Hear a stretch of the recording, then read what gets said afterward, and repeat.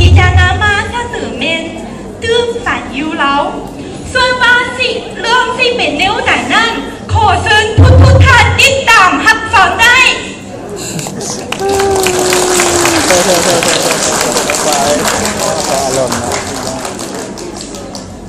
มีมือนึงข่อยเดินเดหาหมองเศร้าท้องฟ้ายังมืดสลัวอยู่ข่อยเฝ้าอาบน้ำล่องหนาล่องตาหายสุกซึนแล้วก็เต้นเครื่องตักบาตรเพราะว่านั่นเป็นวันเสาร์จะต้องใจไปตักบาตรเมื่อข่อยย่ำไปตักถังข่อยเน้นเห็นหลายคนที่กำล้อน้องพระเพศเพื่อโล้ถาใส่บาตรข่อยก็เขาว่างใส่บาตรนำเขาเจ้าเมื่อครูบายังมาโคตรท้องหนักข่อยก็เอาข้าวเหนียวหมากไม้เงินและอาหารใส่บาตรจากนั้นเพิ่งก็หายโผล่แก้พวกเขาการตักบาตรเทื่อนี้เป็นเข้าทางอิฐในชีวิตของข่อยเมื่อตักบาตรแล้วข่อยก็รู้สึกชื่นใจที่ได้ทำบุญกุศลสั่งอานิสงส์ความขนเราหลังจากตักบาตรแล้วข่อยก็ขี่ลูกนี้พาไปพระธาตุหลวงเวียงจันทร์อยู่ที่นั่นข่อยได้เห็นปู่ชานียสถานปู่ฮันอันเป็นสัญลักษณ์ของประเทศเราซึ่งเป็นสีธงคามตะก่ายเซกอันงดงามอยู่ใกล้ๆพระธาตุหลวงมีคนขายน้ำปั่นอะโวคาโดซึ่งเป็นน้ำปั่นที่ข่อยมักดื่มที่สุดพร้อมกันนั้นข่อยได้เห็นการทักทายของคนเราที่มีได้หอยนิ่มความจิตใจความเป็นมิตรและการหายเกียรติซึ่งกันและกันเห็นหายข่อยรู้สึกอบอุ่นและดีใจหลายบึดหนึ่งข่อยก็ฮอด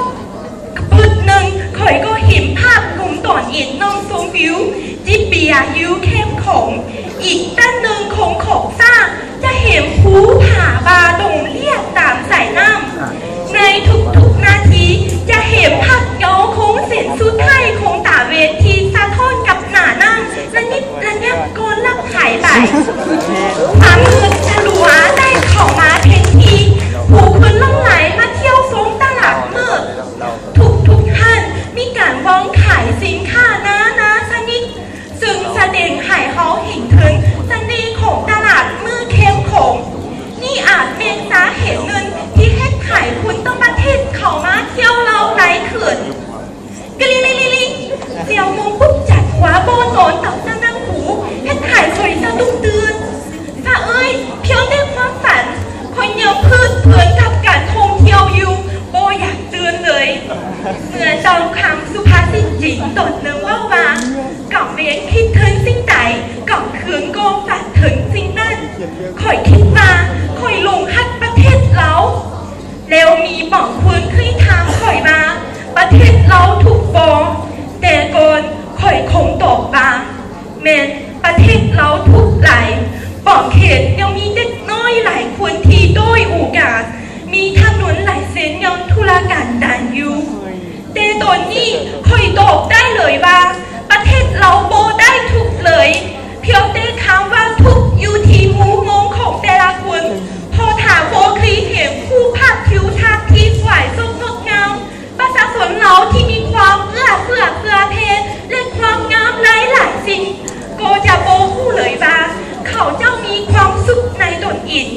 ไม่หมั่นถึงประเทศเรามีความอุดมสมบูรณ์ในตัวประเทศที่กำลังพัฒนานี้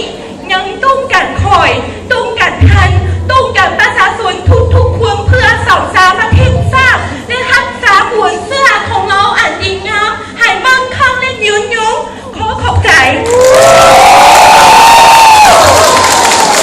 เราเป็นคนเล่าที่ก็ไม่ดีไร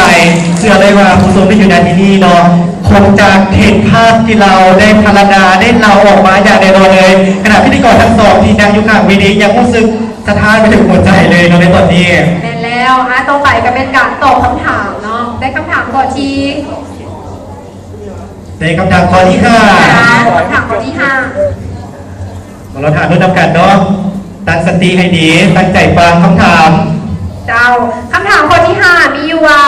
การกระทำของมนุษย์มีผลต่อการเปลี่ยนแปลงของสิ่งแวดล้อมแนวใดอีกครั้งหนึ่งการกระทำของมนุษย์มีผลต่อการเปลี่ยนแปลงของสิ่งแวดล้อมแนวใดเส สอบ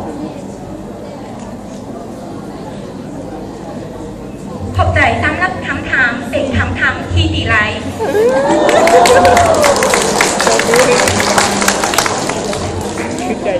ต้องคิดว่าเกี่ยวคู่กับการพัฒนาของเศรษฐกิจปิดสังคมได้เปลี่ยนเปลี่ยนไรสมมติว่าแต่ก่อนคนเรานุ่งสิงคดนี่แต่เดี๋ยวนี้นุ่งสิงคดนี่อันนี้เป็นสนิทประเภทหนึ่งแล้วเคียงคู่กับการคว้าพันกับต่างประเทศคนเราได้รับอิทธิพลจากต่างประเทศสมมติว่าอาหารการกินหรือว่าเครื่องนุ่งกันถือหรือว่าฮิตของประเทศนี้ก็ได้รับผลสำเร็จมันก็ได้รับผลกระทบขอขอบใจ ขอบใจสำหรับคำตอบเนาะ เจ้าเนาะเป็นคำตอบที่ดีหลายอาจารย์บอกขนมไม้กองจะไม่ไหนไม่เด้อย่าลืมดอกไม้อาจารย์สมภัยเด้อ ต้องเอาไปอาจารย์เสียใจเลยเนาะ เจ้าเนาะ